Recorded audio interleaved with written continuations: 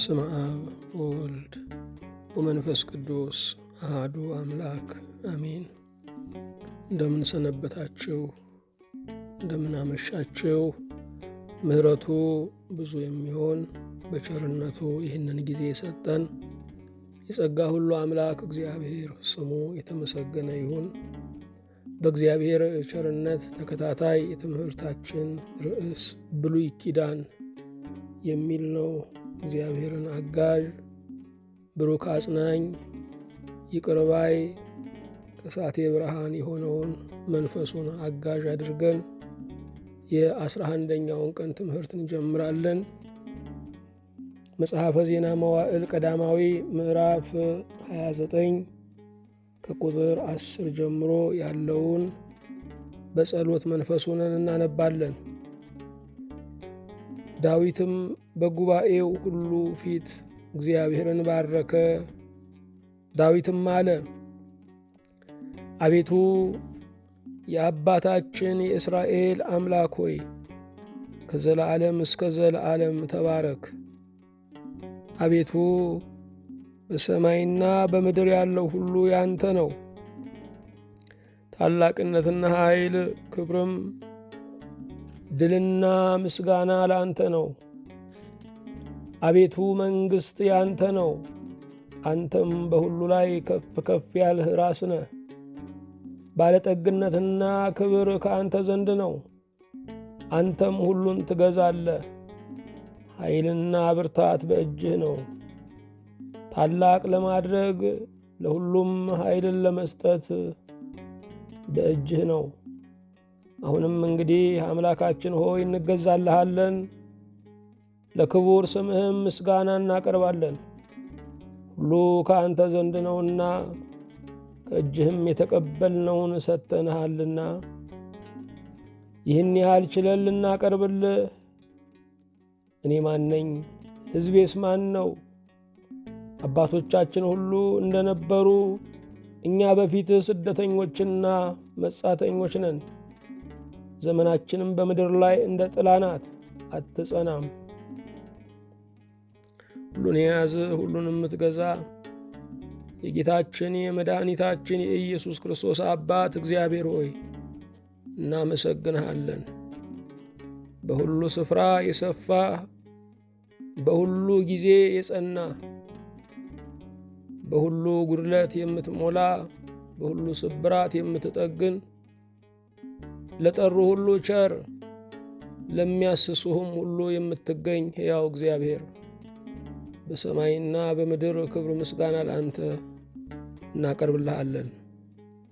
ሥርዓትህ ውብ የሆነ ሥርዓትህ እርምጃን የሚያስተካክል ሥርዓትህ መንፈሳዊ ጸጥታን የሚሰጥ ሥርዓትህ መምህርና ደቀ መዝሙርን የሚያግባባ የሚያነጋግር ሥርዓትህ ገዢውንና ተገዢውን የሚያገናዝብ ድልድይ መሰላል የሆነ በሥርዓትህ የመራህን በሥርዓትህም እንድንኖር ዘወትር የምትመክረን እግዚአብሔር የሕይወትን ሥነ ሥርዓት፣ የሃይማኖትን ሥነ ሥርዓት፣ የበረከት አጠቃቀምን ሥነ ሥርዓት ሁልጊዜ ስለምታስተምረን በእውነት እናመሰግንሃለን።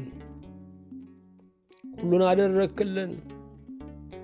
ጎደለ ብንልም በእውነት ስናየው ግን ጉድለቱም ሙላት ነው። አጣን ብንልም በእውነት ስናየው በማጣታችን የተረፍንበት ነው። አንተ በትንሹ መከራ ትልቁን መከራ ታሳልፋለህ። በትንሽ ክፉ ትልቁን ክፉ ታስወግደዋለህ፣ ታርቀዋለህ። በሁሉ የምትሠራ አምላካችን ሆይ መዓት በሚመስለውም ነገር ትምራለህና በእውነት እናመሰግንሃለን።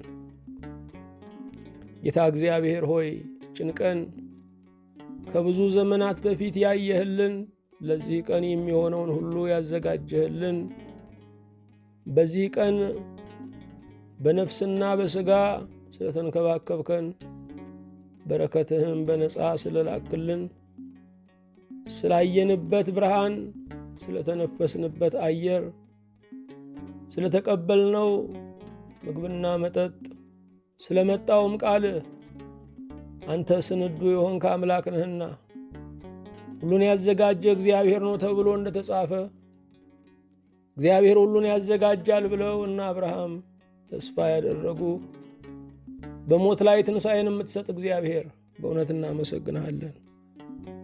የአባቶቻችን የአብርሃም አምላክ፣ የይስሐቅ አምላክ፣ የያዕቆብ አምላክ እግዚአብሔር ለእኛም የስደታችን መጠጊያ፣ ለእኛም የብቸኝነታችን ከባቢ፣ ለእኛም የመገፋታችን ድጋፍ ነህና በእውነት እናመሰግንሃለን። ነገር ሁሉ በፊትህ ቀላል ነው። ለእኛ የከበደን ተራራ የሆነብን ነገርም ለአንተ ደልዳላ ነው። የዘላለም ቅዱስ እግዚአብሔር ሆይ የማንችለው ልጆችህ በአንተ እንችላለንና አቅመቢሶችም በአንተ ኃይለኞችና ብርቶች ነን ብለን እንፎክራለንና ትምክህታችን ሆይ እናመሰግንሃለን። ስለ ቸርነትህ ልባችንን ለአንተ እንድታስገዛው ሐሳባችንን ሁሉ ደግሞ ሰማያዊ ምስጢርህ እንዲወርሰው በነፍስ ኃይል አንተን መውደድ እንዲሆንልን የአንደበታችን ንግግር በሙሉ አንተ ብቻ እንድትሆን በኑሯችን እንድትከብር አንተንም የሚያሳይ አቋምና ተግባር እንዲኖረን ስምህ በእኛ እስኪመሰገን ድረስ በተለወጠ ማንነት በርኅራኄ የሚተጋ ቁመና እንድትሰጠን አቤቱ ደጅ እንጠናሃለን። እኔን ባሪያህንና በፊት ያሉትን እነዚህን ባሪያዎችህን አቤቱ ይቅር በል። ለሕዝባችንም ምሕረት ይቅርታ እንድታደርግ ሀገረ ኢትዮጵያን፣ ሀገረ ኤርትራን፣ ሀገረ ሱዳንን፣ ሀገረ ኬንያን፣ ሀገረ ሶማሊያን፣ ሀገረ ጅቡቲን በዙሪያችን ያሉትን ሁሉ ሕዝቦቹን፣ ከተማዎቹን፣ ሀገራትን ሁሉ እንድትባርክ አቤቱ እንማጸናለን። ስለ ቸርነትህ ያዘኑ፣ የተሰበሩ፣ የተገፉ በዚህ ሰዓት የፍርድ ያለህ እያሉ የሚጮኹ ሁሉ ከአንተ ዘንድ ምላሽ እንዲሆንላቸው በነገሥታት ጉባኤ መልካም ምክርን እንድታመነጭ በሚመራውም ሕዝብ መካከል ቅንነትን፣ ትሕትናን እንድታፈስ አቤቱ እንማልድሃለን። ቤተሰሪው እግዚአብሔር ሆይ ቤትን ደግሞ ለልጆችህ ለወዳጆችህ እንድትሠራላቸው ሕይወታቸው የተገነባ፣ ኅብረታቸው የተቀደሰ፣ ራእያቸው የተቃና፣ ሩጫቸው ግብ ያለው እንዲሆን አቤቱ እንማጸናለን። የሁሉ አምላክ እግዚአብሔር ሆይ ስለ ቸርነትህ ከብዙ ዘመን አንስቶ ልንደርስላቸው፣ ልናመሰግናቸው፣ ልናደርግላቸው እያሰብን የዘገየንባቸውን ዛሬ ልቡንም አቅሙንም ሰጥተህ እንድታደርሰን ከነፍስም ጭንቀት ደግሞ ከባለ ዕዳነትም እንድትፈታን አቤቱ እንማጸናለን። የሁሉ አምላክ እግዚአብሔር ሆይ እንደ ቸርነትህ በፊትህ በቆምን ጊዜ እንድናስባቸው አደራ ያሉንን ወገኖቻችንን ሁሉ አእምሮአቸውን ገንዘብ እንድታደርግላቸው የምስጋናቸው ርዕስም አንተ እንድትሆን የቤታቸውም ራስ ጉልላቱ አንተ ሆነ ከሩቅ እንድትታይ በጉድለታቸው ሙላትን በሐዘናቸው መጽናናትን እንድትሰጥ ስምህን በጠሩበት ስፍራ ሁሉ ፈጥነህ እንድትደርስላቸው በቃል ኪዳንህም እንድታድናቸው አቤቱ እንማጸናለን። እንደ ቸርነትህ ጌታ ሆይ በብዙ መከራ ውስጥ፣ በስደቱ ውስጥ፣ በጦርነቱ ውስጥ የሚያልፈውን ወገናችንን፣ በኑሮ ውድነት የሚንገላታውን ሕዝባችንን እንድታዝንለት፣ እንድትራራለት የመከራ የሐዘን የእንባም ዳርቻ እንድታደርግለት እቺ ቀን ለምልክት ትሁንና አቤቱ ሆይ መብራትህ በሕዝባችን ላይ እንዲበራ ስለ ኢትዮጵያ ሕዝብ፣ ስለ ኤርትራ ሕዝብ አቤቱ እንጠይቅሃለን። የሁሉ አምላክ እግዚአብሔር ሆይ በሰላም ጀምረን እስክንፈጽም ጥበቃህ በዙሪያችን፣ ማዳን ምሕረትህ በመካከላችን ትሁንልን። በአንድ ልጅህ በጌታችን በኢየሱስ ክርስቶስ በእርሱ ያለ ክብር ጽን ላንተ ይገባሃል። ከእርሱ ጋር ከመንፈስ ቅዱስም ጋር ትክክል የሚሆን ዛሬም ዘወትርም ለዘለዓለሙ አሜን። የእግዚአብሔር የአምላካችን ስሙ የተመሰገነ ይሁን። የትምህርታችን ርዕስ ብሉይ ኪዳን የሚል ነው። ብሉይ ኪዳን ማለት የቆየ ኪዳን፣ አሮጌው መሐላ ማለት ነው። እግዚአብሔር የኪዳን አምላክ ነው። አስቀድሞ ከእስራኤል ጋር በብሉይ ኪዳን ኅብረትን አድርጓል። በበረሃ ጥላ በምድረ በዳ እርካታ ሆኖ ቃል ኪዳኑን ጠብቋል። በሐዲስ ኪዳንም በክርስቶስ ያመኑ ሁሉ የኪዳኑ ባለ ድርሻዎች ሆነዋል። የሐዲሱ ኪዳን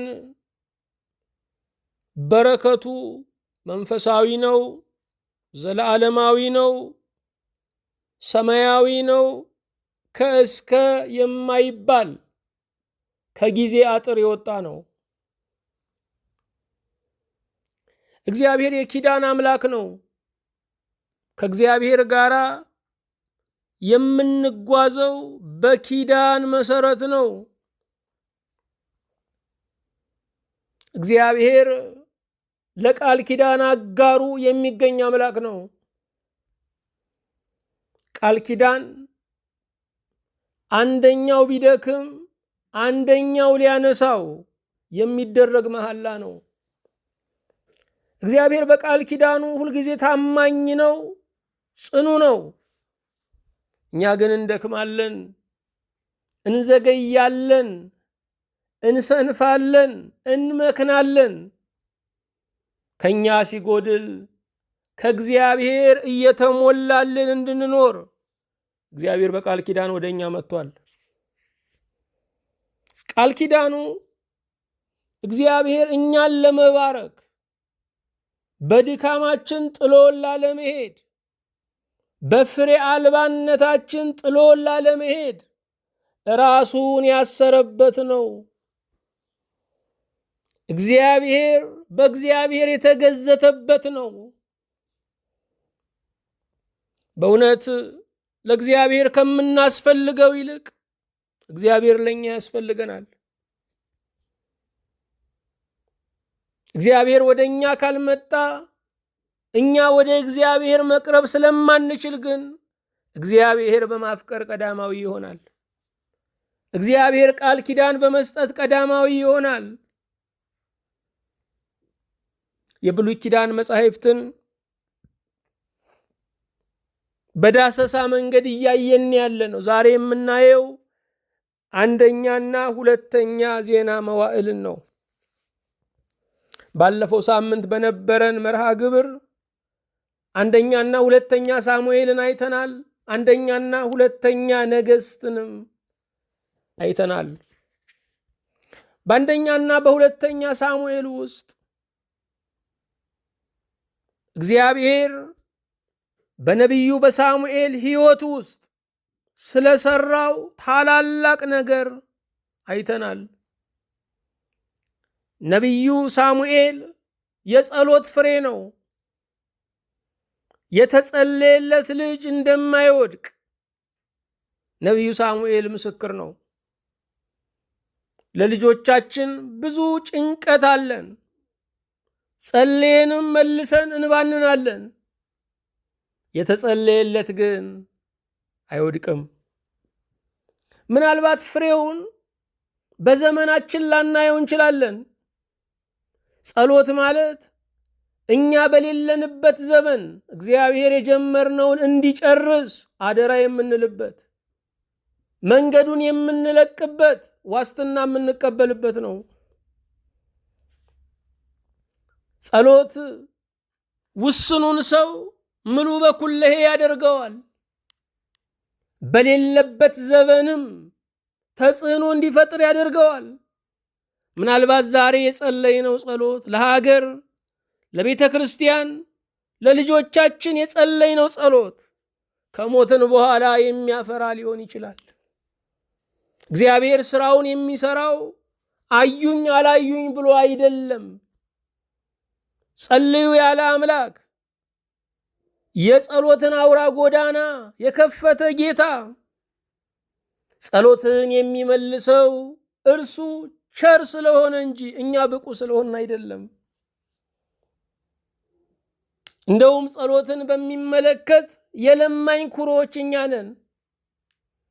ጸሎትን በሚመለከት እንድንጸልይ አነሳስቶ የሚሰጠን እሱ እግዚአብሔር ነው። ስለዚህ ልመናችንም መልሱም የእርሱ ነው። ያለ ጸሎት መንፈስ መጸለይ አንችልም። ነገር ግን የእኛን ተነሳሽነት እግዚአብሔር ባለ አቅም ያደርገዋል። የሰው ፈቃድና የእግዚአብሔር ኃይል ሲገናኙ ታላቅ ተአምር ይፈጠራል። ሳሙኤል ነቢዩ የመጨረሻው የእስራኤል መስፍን ነው። ሳሙኤል ነቢዩ አንደኛና ሁለተኛ የእስራኤል ነገስታትን ቀብቶ ያነገሰ ነው። ሳሙኤል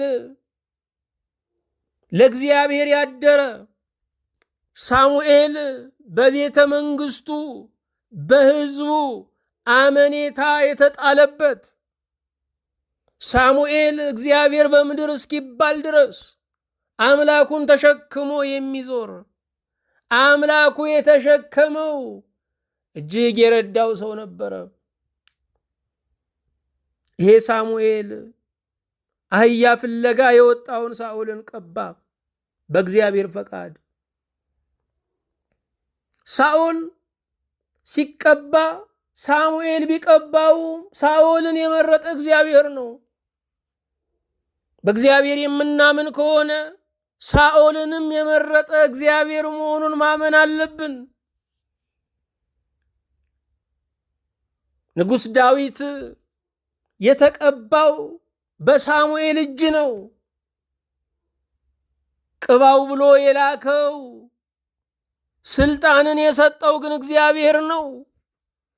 እግዚአብሔር የአባትነት፣ እግዚአብሔር የንግስና መሰረት ነው። እግዚአብሔር ካልፈቀደ እንኳን ሀገርን ቤተሰብን መምራት አይቻልም።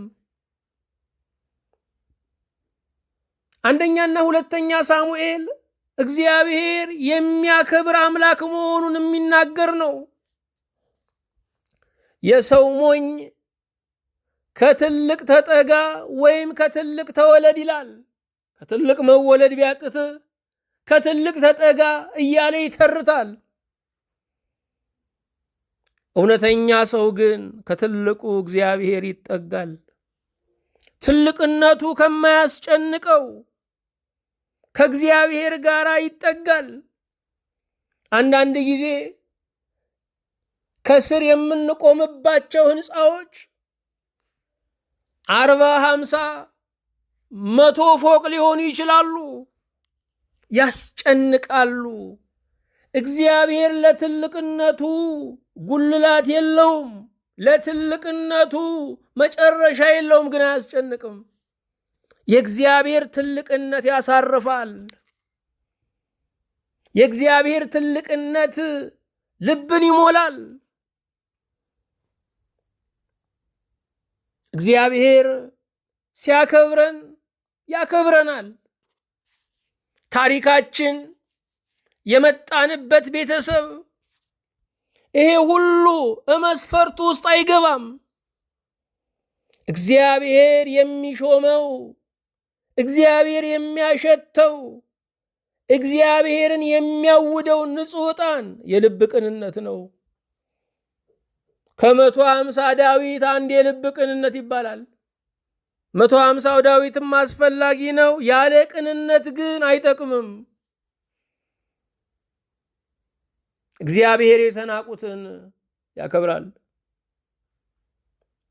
አንዳንድ ጊዜ መጨረሻ የቆምን መስሎ ይሰማናል። እንደ ግል መጨረሻ የቆምን ይመስለናል። እንደ ቤተሰብ መጨረሻ የቆምን ይመስለናል። እንደ ሀገር እግዚአብሔር ግን ቢሻ ከመጀመሪያው ቢሻ ከመጨረሻው መስራት ይችላል። እርሱ ቀኝ ኋላ ዙሩ ሲል የመጨረሻው የመጀመሪያ ይሆናል፣ የመጀመሪያውም የመጨረሻ ይሆናል። እግዚአብሔር ታሪክን በጣቱ የታሪክን ገጽ በጣቱ ይገልጠዋል። ኃያላን ይደክማቸዋል፣ ምስኪኖች ያብባሉ። እግዚአብሔር በዙፋኑ ላይ የተቀመጠው ጽዋን ሊያለዋውጥ ነው። ስለዚህ የዛሬ ሰጪ የነገ ተቀባይ፣ የዛሬ ተቀባይ የነገ ሰጪ፣ የዛሬ አዛዥ የነገ ታዛዥ፣ የዛሬ ሎሌ የነገ ጌታ ይሆናል። የኔ ብለን የምንከራከርበት ሲሄድም ይግባኝ የምንጠይቅበት አንድም ጸጋ የለም። ልጆቻችንም ቢሆኑ ከእግዚአብሔር በውሰት ያገኘናቸው ናቸው። ከአካላችንም ይሄኛው ብለን የኔ ነው የምንለው ምንም ነገር የለም። ብቻ እግዚአብሔር የተናቁትን ያከብራል። ዓለም ሁሉ ከጠላችሁ ዕድለኛ ናችሁ፣ የእግዚአብሔር ፍቅር ይበዛላችኋል። ዓለም ሁሉ ከገፋችሁ ዕድለኛ ናችሁ፣ እግዚአብሔር ያስጠጋችኋል። ምሽጉ የማይደፈር እግዚአብሔር ከገቡ መውጣት በሌለበት እልፍኙ ይቀበላችኋል። እግዚአብሔር የተናቁትን ያከብራል። አንደኛና ሁለተኛ ነገሥትም ስለ ነገሥታት የሚናገር ነው። አንድ የነበረውን የእስራኤልን መንግሥት ይተርክና የእስራኤል መንግሥት ለሁለት ሲከፈል የሁለት ሀገራትን ዜና ይናገራል። በሰማርያም በኢየሩሳሌምም ቢለያዩ ቢከፋፈሉ እግዚአብሔር ጉዳዩ ከሕዝቡ ጋር ነው።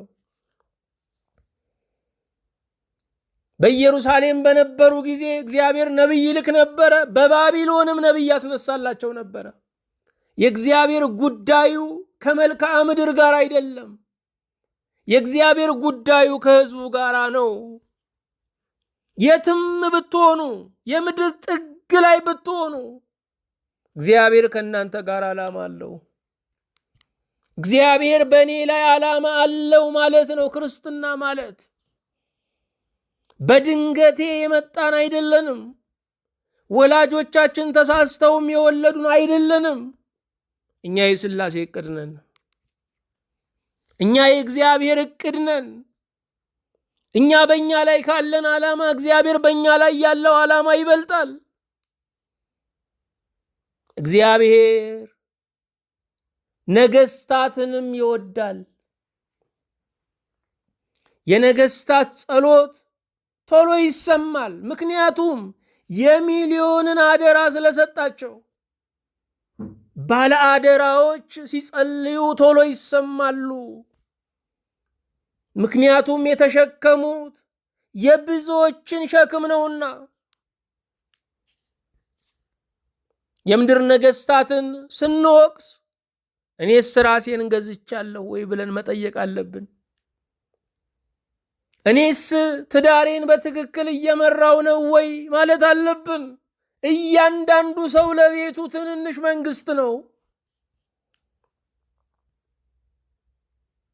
ስለ ነገሥታት ይናገራል የዜና መዋዕል መጽሐፍ። ስለ ነገሥታት ይናገራል የነገሥት መጽሐፍ። እግዚአብሔር በነገሥታት ላይ ዓላማ አለው። ለነገሥታት መጸለይ ያለብን። አሊያ አንድ ንጉሥ ብቻውን አይታወቅም። የሚመራውን ሕዝብ ይዞ ነው የሚታወቀው። ይሄ ብቻ አይደለም፣ የሚያጽናና የእግዚአብሔር ቃል ሊደርሳቸው ያስፈልጋል። የሃይማኖት አባቶች የወንጌልን ድምፅ፣ የማጽናናትን ድምፅ ይዘው መሄድ አለባቸው። ዛሬ ልጸልይ፣ ዛሬ ስመ እግዚአብሔርን ከእርሶ ጋር ልነጋገር እፈልጋለሁ ማለት አለባቸው። የእግዚአብሔር ቃል ለሁሉም መልካም ነው፣ ለገዢውም ለተገዢውም ምቹ ነው። አዎ ፀሐይ ወጥቷል።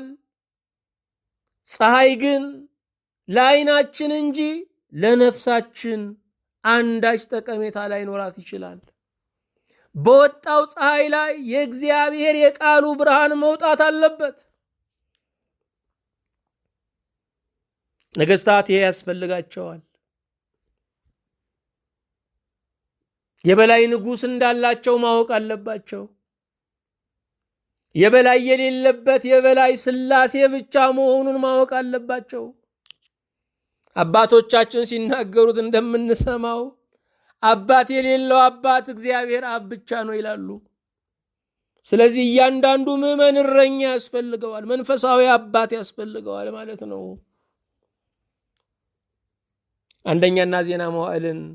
አንደኛና ሁለተኛ ዜና መዋዕልን እናያለን። ዜና መዋዕል ማለት የቃሉ ትርጉም ምንድን ነው?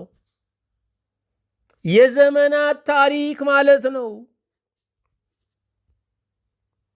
ሁልጊዜ ሲነገር እንደምንሰማው የታሪክ ባለቤት ሕዝብ ነው ይባላል።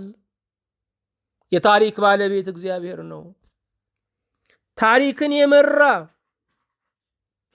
ታሪክ ትላንት ላይ ያላቆመው በነበር የማይተረክለት ስም ሁሉ የማይገልጠው የኛ አምላክ እግዚአብሔር ነው። እግዚአብሔር የታሪካችን ተቆጣጣሪ ነው። እግዚአብሔር የታሪካችን ባለቤት ነው። በታሪክ ውስጥ የእግዚአብሔር እጅ ጣልቃ ትገባለች። ከእግዚአብሔር ጋር ወይ ገነት ሲፈረድልን ወይ ሲኦል ሲፈረድብን እንገናኛለን። በምህረቱም በመዓቱም ከእግዚአብሔር ጋር የማይገናኝ ፍጡር የለም። ስለዚህ በታሪኩ ውስጥ የእግዚአብሔር እጅ አለ።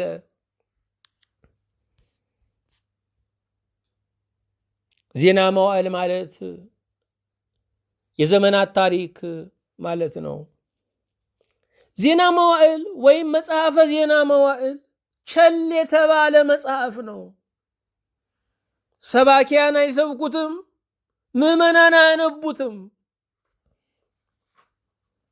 የብዙ ትውልዶች ስም ዝርዝር ስላለበት ይታለፋል። እግዚአብሔር ግን በስማችን እንደሚያውቀን ይገልጥልናል።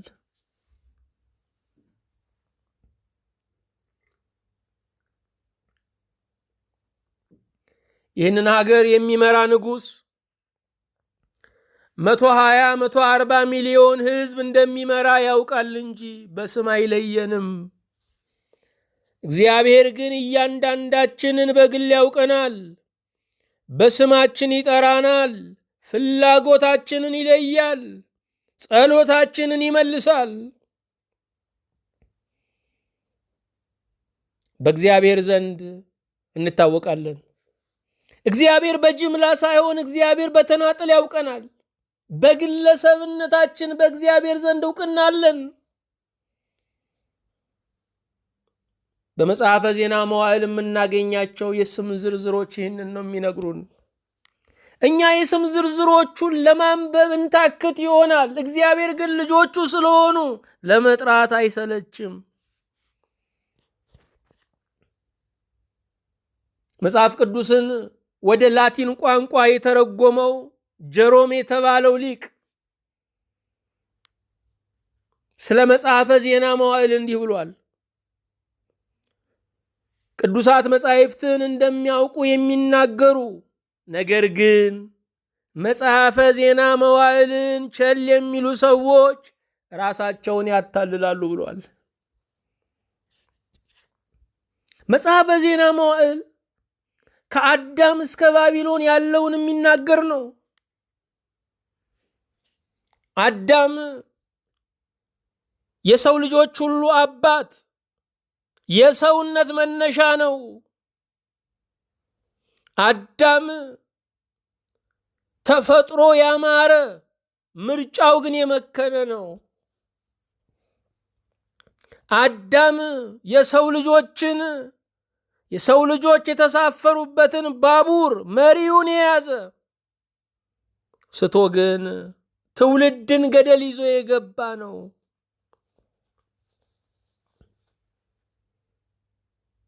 አዳም መነሻ ነው። የባቢሎን ምርኮ ለእስራኤል የመንግስትነት አቅም ማብቂያ ነው። ከባቢሎን ምርኮ በኋላ እስራኤል ንጉሥ አልሾመችም።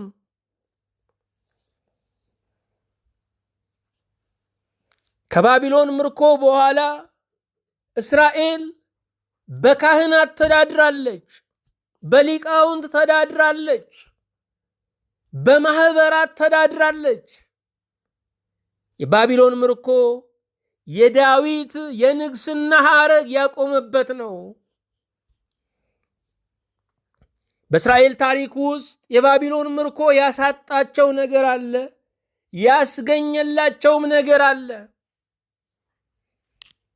እግዚአብሔር በቁጣው ቀስፎ በፍቅሩ እንደሚምር የባቢሎን ምርኮ ይናገራል። ወላጆቻችን የሚወዱን ከቀጡን በኋላ እንደገና ያባብሉናል። እንባችንን ጠርገው እንደገና ያጎርሱናል። እግዚአብሔር ለጥቅማችን ይቀጣናል፣ መልሶ ደግሞ ያባብለናል። ምናልባት እቺ ቀን በዚህ ቀን የተቀበልናቸው በረከቶቻችን የእግዚአብሔር ማባበሎች ሊሆኑ ይችላሉ። ስለዚህ አዳምና የባቢሎን ምርኮ ትልልቅ ክስተቶች ያሉባቸው፣ ትልልቅ ክስተቶች የሚያንጸባርቁባቸው ናቸው። የባቢሎን ምርኮ ለቤተ ክርስቲያን፣ የባቢሎን ምርኮ ለአሕዛብም ጭምር ጥቅም ያመጣ ነው። መላው ዓለም ስለ አንዱ አምላክ ያወቀው በባቢሎን ምርኮ ነው። የእስራኤል አምላክ የታወቀው በባቢሎን ምርኮ ነው።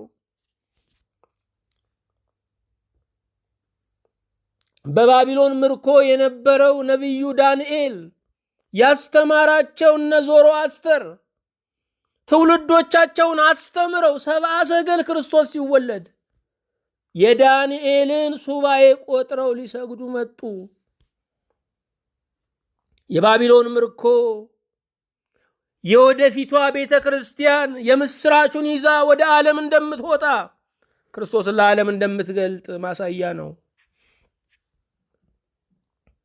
በኢየሩሳሌም ብቻ የተወሰነው አምልኮ ይልቁንም መንፈሳዊው አምልኮ በምኩራቦች እንዲካሄድ የባቢሎን ምርኮ ትምህርት ሰጥቷል።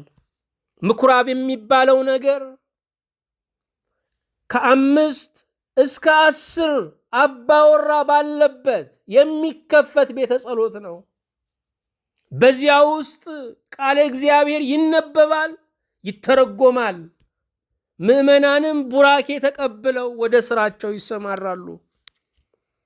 ለዛሬው ስብከተ ወንጌል መሰረት ምኩራብ ነው። ለዛሬው አጥቢያ ቤተ ክርስቲያን ወይም አጥቢያ አብያተ ክርስቲያናት መነሻው ለአድባራት ለገዳማት ይሄ ምኩራብ ነው። ለክርስትናው ብቻ እንዳይመስላችሁ፣ ለእስልምናው መስጊድ መነሻ ይሄ ምኩራብ ነው። እምነታቸው፣ ህብረታቸው፣ አምልኮታቸው በሰፈራቸው በቅርባቸው እንዲሆን የባቢሎን ምርኮ ትምህርት ሰጥቷል። ምክንያቱም እግዚአብሔር በአንድ ቦታ ላይ ታስሮ የተቀመጠ ውስን አምላክ አይደለም። ስሙ በተጠራበት ሁሉ ሊገኝ የሚችል ስፉህ አምላክ ነው። የባቢሎን ምርኮ ቅዱሳት መጻሕፍት ጠላት ሊነሳባቸው ይችላል ተብሎ በብዙ ኮፒዎች በብዙ ግልባጮች እንዲባዙ እንዲቀመጡ ምክንያት የሆነ ነው። ጸሐፍት የሚባሉት ብሉይ ኪዳንን የሚያባዙ የተነሱት ከባቢሎን ምርኮ በኋላ ነው። እነዚህ ሰዎች አስቀድሞ የቤተ መንግስት አገልጋይ፣ የነገስታት ዜና መዋዕል ጸሐፊ ነበሩ። የባቢሎን ምርኮ የንግስናውን ስርዓት አፈረሰው። ስለዚህ ወደ መንፈሳዊ ስራ ተመለሱ። እግዚአብሔር አንዳንዱን ሰው ወደ ቤቱ የሚጠራው መስሪያ ቤቱን አፍርሶ ነው። ፖለቲካውን አፍርሶ ነው። ስልጣኑን አፍርሶበት፣ ጤናውን አፍርሶበት ነው። በፈረሰው ነገሩ ውስጥ እንገነባለን። በፈረሰው ነገር ውስጥ ለእግዚአብሔር አቤት የምንልበት አብይ ርዕስ አለ። ማጣት ሁሉ ማጣት አይደለም። በማጣት ውስጥ ያለውን ማግኘት እግዚአብሔር ብቻ ነው የሚያውቀው። መንፈሳዊ አይኑ የተከፈተለት ብቻ ነው የሚያውቀው። አንዳንድ ሰው እስር ቤት ገዳም ይሆንለታል። አንዳንድ ሰው ጤና ማጣቱ ባልጋ መዋሉ ደራሲ ያደርገዋል። አንዳንድ ሰው ከሀገር መሰደዱ ከእግዚአብሔር ጋር እንዲጣበቅ ያደርገዋል። እግዚአብሔር በመዓቱም ይምራል። መጽሐፈ ዜና መዋዕል የይሁዳን ነገድና የሌዊን ነገድ አትኩሮ ያትታል። የይሁዳን ነገድ የሚያነሳው እግዚአብሔር ለንግስና የመረጠው የይሁዳ ነገድን ነው። ስለዚህ ስለ ዳዊት ለመናገር ነው። ዳዊት የከበረ ንጉስ ነው። እስከ ዛሬዋ ቀን ድረስ ዳዊት የከበረ ንጉስ ነው። እስራኤል ከኢራን ጋር በነበራት በሰኔው የ2017 ዓመተ ምህረት ጦርነት የ11 ቀን ጦርነት ትጠቀማቸው ከነበሩት መሳሪያዎች፣ ማክሸፊያዎች፣ መከላከያዎች አንዱ የዳዊት ወንጭፍ ተብሎ የሚጠራ ነው። የእስራኤል ባንዲራ ላይ የምናየው የዳዊት ኮከብ ተብሎ የሚጠራው ነው። ዳዊት ከእረኝነት የተነሳ ሰው ነው። ይሄ ዳዊት ያልበደለም አይደለም፣ ወድቆ የተነሳ ሰው ነው። ታሪኩን በንስሐ ያደሰ ሰው ነው። እግዚአብሔርን የተጠጋ ሰው ግን ስሙ አይደበዝዝም። ነገስታት ስማቸውን እንዳይደበዝዝ ጎዳናውን ሁሉ በስማቸው፣ ትምህርት ቤቱን ሁሉ በስማቸው፣ እጓለማውታውን በስማቸው፣ አገሩን ከተማውን ሁሉ በስማቸው ይሰይማሉ። ቀጣይ የሚመጣው ይሰርዘዋል። እግዚአብሔር በቤቱ የሚሰጠን ስም ግን የማይጠፋ ስምና መታሰቢያ ነው። ስለዚህ መሮጥ ካስፈለገ ለእግዚአብሔር አገልግሎት መሮጥ አለብን። የማይጠፋ ስምና መታሰቢያ እንድናገኝ ለእግዚአብሔር መሮጥ አለብን። የዳዊት የይሁዳ ነገድ አባል ነው። ስለዚህ የይሁዳ ነገድ በዜና መዋዕል ይነሳ። የሌዊ ነገድ ደግሞ የክህነት ነገድ ነው። እግዚአብሔር የሰው ልጆችን በሁለት መልእክተኞቹ ይገናኛል። የመጀመሪያው ቤተ መንግስት ነው። ሁለተኛው ቤተ ክህነት ነው። እግዚአብሔር ከይሁዳ ነገድ ጋር፣ እግዚአብሔር ከሌዊ ነገድ ጋር ጉዳይ አለው። ህዝቡን የሚመራው ስጋዊ ኑሮውን በነገስታት፣ መንፈሳዊ ህይወቱን በካህናት ይመራል። የስጋና የነፍስ ፈጣሪ ነውና ለስጋችን ነገስታትን፣ ለመንፈሳችን ለነፍሳችን ካህናትን ሹሞልናል። እኛ ሁላችን በእነዚህ ሁለት ስልጣኖች ስር ማደር አለብን።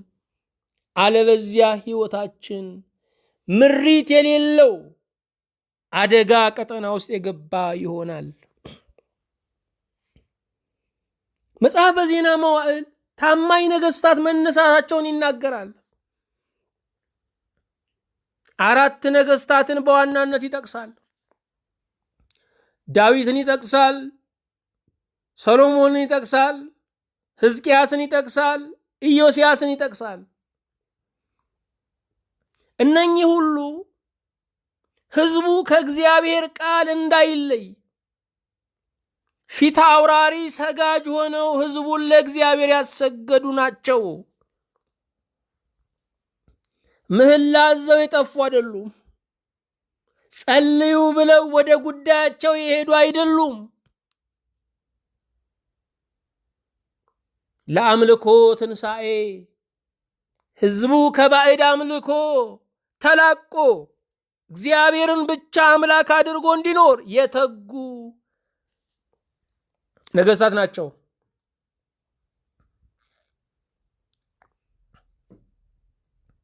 ዛሬ የስልጣናቸው ምንጭ የሆነውን እግዚአብሔርን እንዲያገለግሉ ነገስታትን ማሳሰብ አለብን። ቤተ እግዚአብሔር እንዲሰሩ እንዲያንጹ ማሳሰብ አለብን። ቀዳማዊ ኃይለ ሥላሴ ብዙ አብያተ ክርስቲያናትን አንጸዋል። ዛሬ እሳቸውን የሚጠሉ ሳይቀር የሚቀበሩት ሥላሴ ነው። ትልልቅ አብያተ ክርስቲያናትን ሰርተዋል። መጽሐፍ ቅዱስ በአማርኛ እንዲተረጎም ትልቅ ድጋፍ አድርገዋል ከጅምሩ ጀምሮ። ምንም እንኳ የአማርኛ ትርጎማዎች ከዛ በፊት ቢኖሩም በግለሰቦች የተከናወኑ ስለነበሩ በቤተ ክርስቲያን በትልቋ ማህበር እንዲከናወን ንጉሱ ደክመዋል። የ1947 ትርጉም የምንለው ቀዳማዊ ኃይለ ሥላሴ የደከሙበት ነው። ዛሬም ነገስታት ለእግዚአብሔር ቤት እንዲተጉ ማትጋት አለብን። ብዙ አቅም ያለው ሰው ምን ማድረግ እንዳለበት አያውቅም። ብዙ ባለጠጎች ምን ማድረግ እንዳለባቸው አያውቁም። አቅሙ አለ፣ ምሪቱ የላቸውም። እኛንን ማሳሰብ ያለብን። ዘርህን እዚህ ጋር ዝራው ማለት አለብን።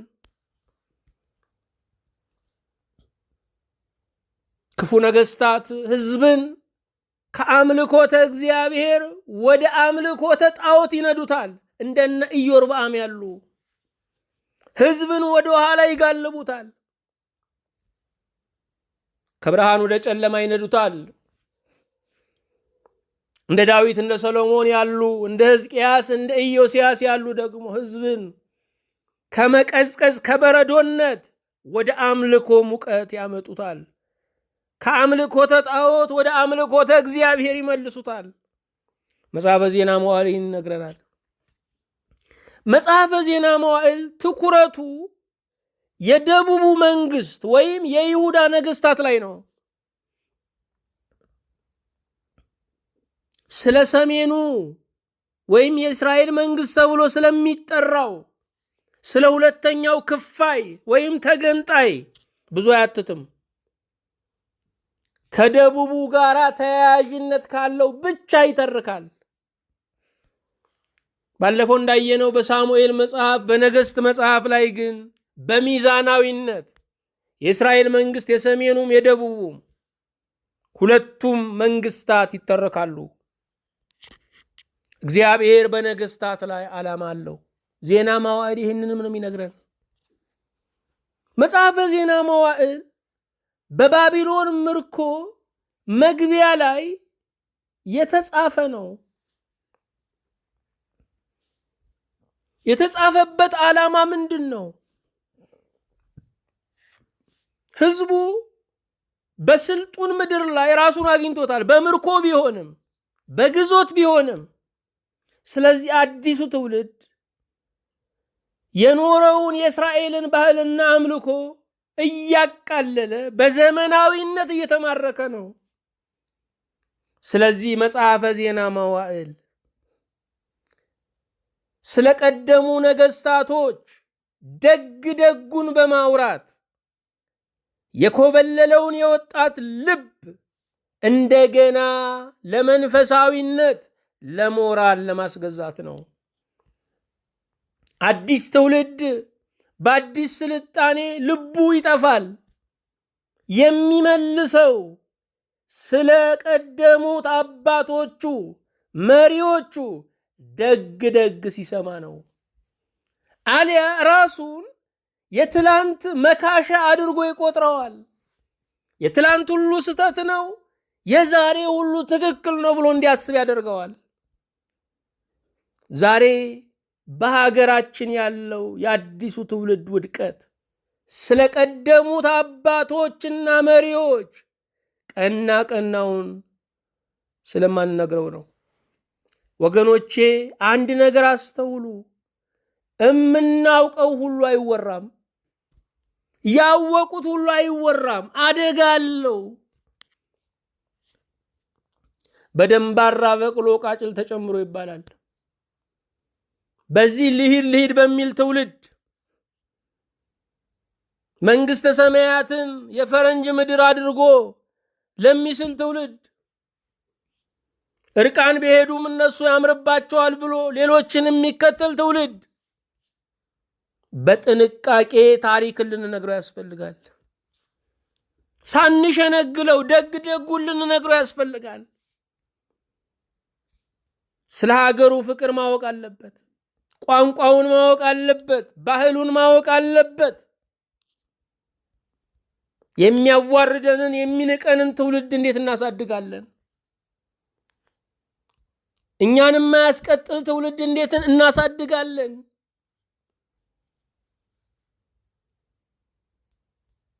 መጽሐፈ ዜና መዋዕል መደምደሚያው ተስፋ ነው። ሕዝቡ በባቢሎን ተማርኳል፣ ግን አሁንም ተስፋ አለ። መቅደስ ፈርሷል፣ ግን ተስፋ አለ። የኢየሩሳሌም ቅጥር ፈርሷል፣ ተስፋ አለ። የሀገር መሪዎች ነገስታት በሰንሰለት ታስረው ወደ ባቢሎን ተግዘዋል፣ ተዋርደዋል፣ ተስፋ አለ። ክብር ከእስራኤል ለቋል፣ ግን ተስፋ አለ። እግዚአብሔር ውድቅት ሌሊትን ቀትር ማድረግ ይችላል። ሁለተኛ ዜና መዋዕል ምዕራፍ 36 ቁጥር 22 ላይ የመጨረሻው ምዕራፍ የመጨረሻው ቁጥር ላይ በኤርምያስም አፍ የተነገረው የእግዚአብሔር ቃል ይፈጸም ዘንድ በፋርስ ንጉሥ በቂሮስ በመጀመሪያው ዓመት እግዚአብሔር የፋርስን ንጉሥ የቂሮስን መንፈስ አስነሳ። እርሱም የፋርስ ንጉሥ ቂሮስ እንዲህ ይላል፣ የሰማይ አምላክ እግዚአብሔር የምድርን መንግስታት ሁሉ ሰጥቶኛል፣ በይሁዳም ባለችው በኢየሩሳሌም ቤት ሰራ ዘንድ አዞኛል። ከሕዝቡ ሁሉ በእናንተ ዘንድ ማንም ቢሆን አምላኩ እግዚአብሔር ከእርሱ ጋር ይሁን፣ እርሱም ይውጣ ብሎ በመንግስቱ ሁሉ አዋጅ አስነገረ። ደግሞም በጽሕፈት አደረገው። በንጉሱ በናቡከደነጾር በወቅቱ የዓለም ልዕለ ኃያል ሀገር በሆነችው በባቢሎን በዛሬዋ ኢራቅ በናቡከደነጾር ኢየሩሳሌም ፈረሰች፣ መቅደሱ ፈረሰ። አምልኮተ እግዚአብሔር የሚደረግበት መቅደሱ ፈረሰ። ዛሬ አልፈረሰም ብላችሁ ነው ወገኖቼ? እንደው ከተማችን ላይ እንኳን ዝም ብላችሁ አልፈረሰም ብላችሁ ነው? ምዕመናን ደፍረው ካህንን በጥይት ሲመቱ አላየንም? መቅደሱ አልፈረሰም ብላችሁ ነው? በመቅደሱ አልተደባደብንም፣ ደም አላፈሰስንም፣ መቅደሷን አላፈረስንም ብላችሁ ነው? ስልጣን የሌለን ናቡከደነጾር አልሆንም። በሚታየውም በማይታየውም ነገር አልተዋጋንም ወገኖቼ። በመድኃኒት ቅመማውም በምኑም ጠላቴን ካጠቃ ሁሉም ወዳጄ ነው ብለን ሰይጣን አላክንም። መቅደሱ ዛሬም ፈርሷል። መቅደስ ሰውነታችን፣ መቅደስ ህዝባችን ፈርሷል። በናቡከደነጾር የፈረሰው መቅደስ በሌላ ንጉሥ በቂሮስ ተሰራ። የኢየሩሳሌምን መቅደስ ንጉሥ አፈረሰው፣ ንጉሥ አነጸው። ኃጢአት አፈረሰው። የቁጣው ዘመን ሲያበቃ ደግሞ የሚሰራ ንጉሥ ተነሳ። ሁለቱም ከአሕዛብ ናቸው። ከአሕዛብ ክፉዎች አሉ፣ ደጎችም አሉ። ቂሮስ ስደተኞችን የሚወድ ሀገራቸውን አመቻችቶ መመለስ የሚፈልግ መቅደሳቸውን የሚሰራ። ዛሬ አንዳንድ አገሮች ለኛ አብያተ ክርስቲያናት ድጎማ ያደርጋሉ። በመንግስት ደረጃ ለቤተ ክርስቲያን ድጎማ ያደርጋሉ። ቤተ ክርስቲያን ደግሞ በአገር ትሰደዳለች። እግዚአብሔር መንፈስን ልብን ሲመልስ የአሕዛብ ነገሥታትም መቅደሱን የሚያንጹ ይሆናሉ። መጽሐፈ ዜና መዋዕል በተስፋ ይደመድማል። መቅደሱ ቢፈርስም ተስፋ አለ። ቅጥሩ ቢፈርስም ተስፋ አለ። ሕዝብ ቢማረክ ሀገር አልባ ቢሆንም ተስፋ አለ። እግዚአብሔር መሸ ሳይል መሻ አትበሉ። እግዚአብሔር ቃል ማውጣት የጀመረው ብርሃን ይሁን በማለት ነው። እግዚአብሔር ሥራ ሲጀምር ብርሃን ይሆናል።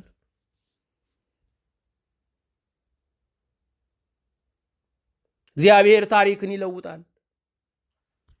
እግዚአብሔር ነገርን ይለውጣል። እግዚአብሔር ሀገርን እንደ አንድ ግለሰብ ይሰራታል። እንደ አንድ ጎጆ ይሰራታል። አይነ ስውር ሆኖ የኖረ ሰው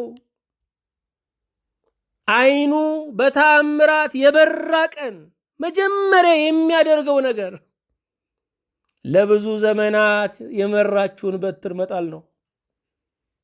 ለብዙ ዘመን የመራንን እግዚአብሔር እንዳንጥል እሱን እናስብ እንጂ እግዚአብሔር ታሪካችንን ይለውጣል። ለብዙ ዘመን የመሩንን አገልጋዮች እንዳንገፋ እንጂ እግዚአብሔር ታሪካችንን ይለውጣል። ለብዙ ዘመን የመከሩንን አባቶች እንዳናቃልል እንጂ እግዚአብሔር ታሪክን ይለውጣል። ለአምላካችን ለእግዚአብሔር ምስጋና፣ ለእኛና ለሕዝባችን ክብር ይሁን። አቤቱ እናመሰግንሃለን። በቸርነት ይህን ጊዜ ያዘዝክልን ጌታ ከፍ ከፍ እናደርግሃለን። በታሪካችን ላይ የበላይ የሆንከው አንተ ነህ። ከእናታችን ማኅፀን ጀምሮ እስከ ዛሬዋ ቀን ድረስ ሳትሰለች የጠበቅከን የመገብከን አንተው ነህ። አምላካችን ሆይ ምስጋና እናቀርብልሃለን። ስለ ቸርነትህ ታሪካችንን አሁንም እንድትለውጠው፣ ሀገራችንን እንድትለውጣት፣ የሚመሩንን እንድትለውጥ፣ ሕዝብህን እንድትለውጥ፣ በእውቀት በቅንነት እንድትሞላን፣ ከመፈራረድ ሕይወት እንድታወጣን አቤቱ እንጸልያለን። የሁሉ ጌታ እግዚአብሔር ሆይ ቤትህን ቤተ ጸሎት እንድታደርገው፣ አካላችንን ንጹሕ መቅደስን እንድታደርገው፣ ምድራችንን በእውነት በአማን ሀገር እግዚአብሔር እንድታደርጋት እንጸልያለን። ስለሚጨነቁ ሕዝቦች፣ ስለ ኢትዮጵያ ሕዝቦች፣ ስለ ኤርትራ ሕዝቦች፣ ስለ ሱዳን ሕዝብ አቤቱን ማልድሃለን። ስለ ዩክሬን ሕዝብ አቤቱን ማልድሃለን። ምሕረት ገንዘብህ ነው። ሁልጊዜም መማር፣ ሁልጊዜም ግምጃ ቤት ሳይዘገንበት አይውልም።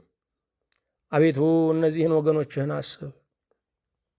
የሰጠህንን ዘመን ከአንተ ጋራ በሰላም በክብር አስፈጽመን። ከማመንታት፣ ከመጠራጠር፣ ከመፍራት፣ ከመደንገጥ ምን ይሆናል ብሎ ከመስጋት ነፍሳችንን ነፃ አውጣት። ሰላማዊ ቀን፣ ሰላማዊ ሌሊት እዘዝልን። ዓመቱን ምርኮ አድርገህ እባክህ ስጠን። በጌታችን በመድኃኒታችን በኢየሱስ ክርስቶስ በእርሱ ያለ ክብር ጽን ለአንተ ይገባሃል። ከእርሱ ጋራ ከመንፈስ ቅዱስም ጋራ ትክክል የሚሆን ዛሬም ዘወትርም ለዘላለሙ አሜን።